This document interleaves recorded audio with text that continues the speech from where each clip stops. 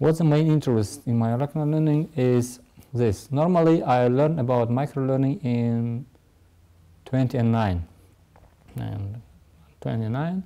when I begin my PhD. Before I studied, one day, once my professor Niyazi Ali come to me and says that there is a term microlearning.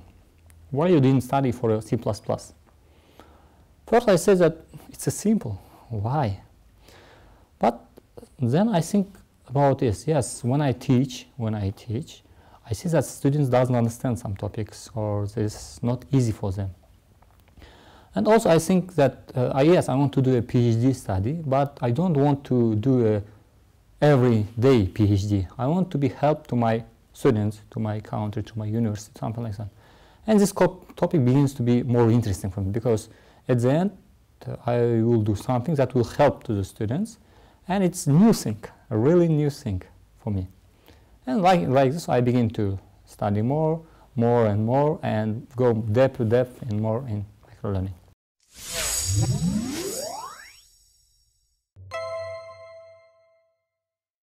When I begin to C++ do it, then we have a summer school. In our university summer school, it's different from here, because in summer school we have students who didn't pass this C++ or other lessons. So they have to take these lessons, and I speak with my dean. I say that, can I use my microlearning method for these students? Yes, I'm studying, can I use it? He says that, oh, it's up to you, you can try it for the first time. So there was 9 or 10 students, they come to my course only to pass. There was no thinking that I must learn C++. They want to pass, to finish the university, the main thing.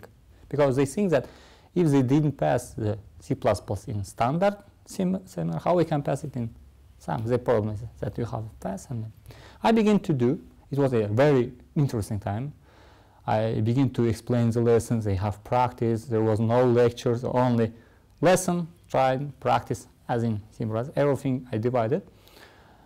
They solved at least 70 questions, 70 different programming language questions in C++.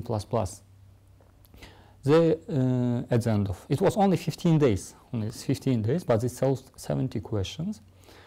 Then they begin to understand this thing, or they say that, wow, teacher, I can program it. What a cool thing. But by default, they only pass. I understand not. I take good mark. I'm not fail. That's all. And after it, after this course finished, it was in June. In September, in the middle of September, one of the students come to me and said that, teacher, can you give me your lecture notes, what I explained in C++? I say, why? Why?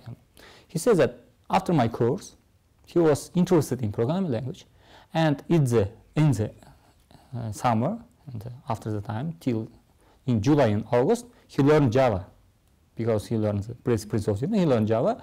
Now one of from him friends and comes to him and says that, help me with programming language.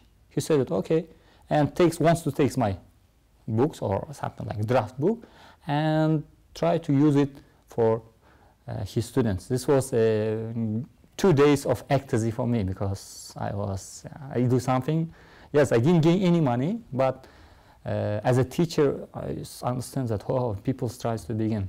And after it, in our university, the other teachers begins to use microlearning principles. For example, our teacher Azamat Jamanov, he's teaching Cisco, computer networks, Cisco.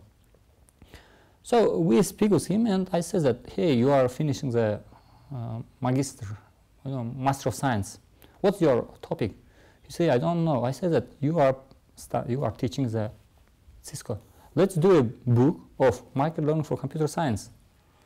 He said that, really, because it will help to him and help to the students. And in 6 months, he finished this book, take a good mark, and give it to students. Now he wants to do it for mobile phones and one of the teachers make the same microlearning for Java. So as you can see, we mostly use microlearning in computer science because in computer science, and by this way we have this study in our university.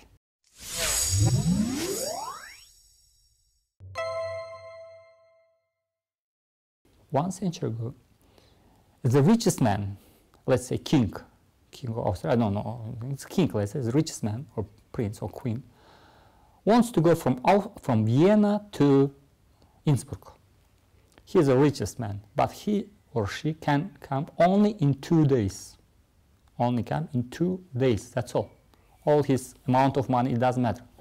But now, after one century, anyone, and most people in Austria, can come in 5 hours.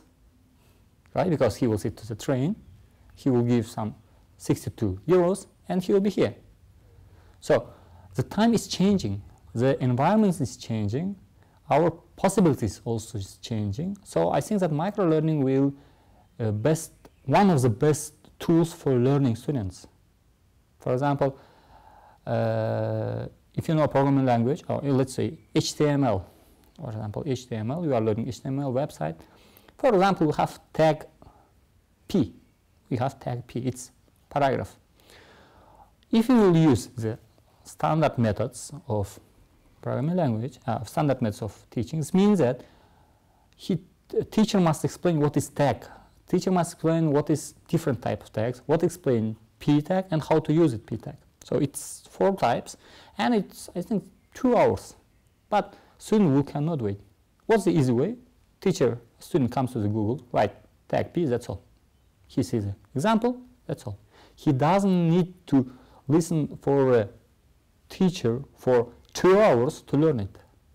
He can use by microlearning, learn what is P, how to use, that's all. He doesn't need his history, his futures, his how to use, no. He wants to use it in his project. That's the main problem.